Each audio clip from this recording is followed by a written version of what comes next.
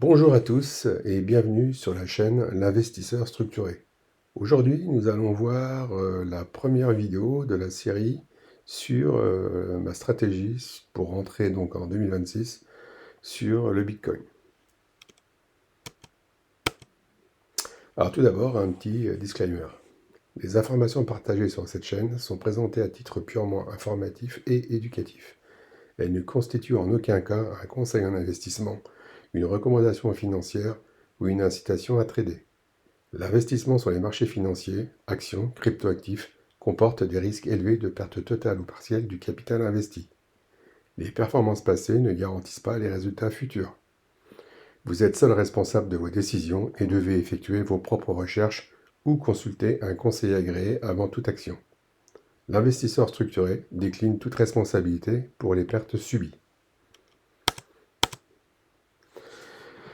Donc aujourd'hui, donc Bitcoin. Bitcoin, donc c'est le mot qui a tout déclenché. Donc la première crypto-monnaie à voir le jour donc en 2009. Mais qu'est-ce que c'est concrètement, au-delà de la spéculation? Donc imaginez donc une nouvelle forme d'argent qui n'a pas de banque centrale, pas de gouvernement pour le contrôler et pas d'existence physique.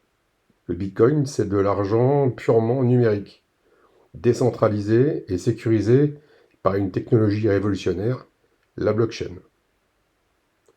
C'est un grand livre de comptes public partagé par des milliers d'ordinateurs à travers le monde, qui valide chaque transaction de manière transparente et infalsifiable.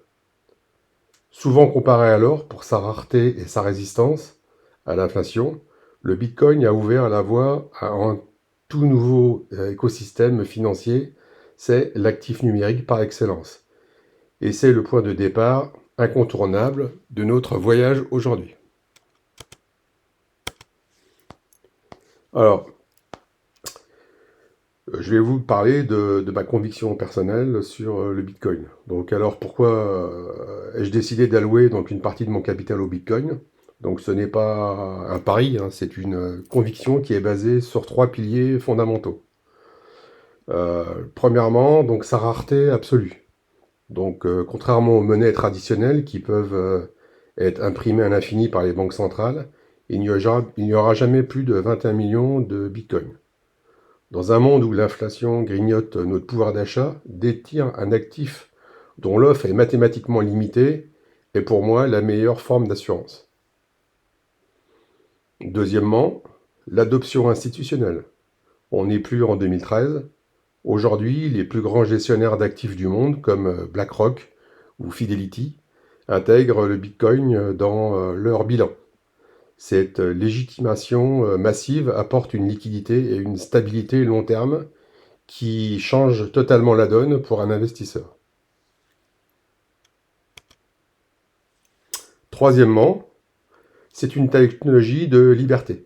Le Bitcoin est le seul actif au monde que vous pouvez posséder réellement sans intermédiaire et transférer n'importe où sur la planète en quelques minutes. C'est l'évolution naturelle de l'argent à l'ère du numérique. Ma conviction est simple, le Bitcoin est en train de devenir l'or de ma génération. Je ne cherche pas à spéculer sur le prix de demain, mais à construire une position solide sur ce qui pourrait bien être la réserve de valeur mondiale du futur. Alors, ma stratégie pour rentrer sur le BTC donc, cette année, donc en 2026, c'est donc pour conclure, je ne me contente pas de buy and hold. Hein, j'ai un plan d'action discipliné basé sur deux piliers principaux, le prix et le temps. Donc je vais vous montrer comment je procède. Donc en me basant sur les derniers cycles, le point bas de juin 2022, donc, qui était autour de 17 600 $, et le point haut d'octobre 2025, donc à environ 126 300 $, j'ai tracé mes zones de retracement de Fibonacci. Donc ma cible, ma golden zone, commence à 37 351 $. Donc ma stratégie est simple. Dès que le cours du Bitcoin touche ce prix minimal de 37 351, je déclenche un achat programmé sur 8 dépôts hebdomadaires.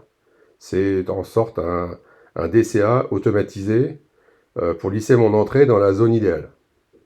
Donc, mais attention, je ne suis pas un spéculateur qui attend la zone et le prix parfait. J'ai aussi un déclencheur temporel. Donc si le Bitcoin ne descend pas jusqu'à ma golden zone d'ici le 15 mai 2026, je commence quand même mes 8 achats hebdomadaires à cette date. Donc je commencerai au 15 mai 2026.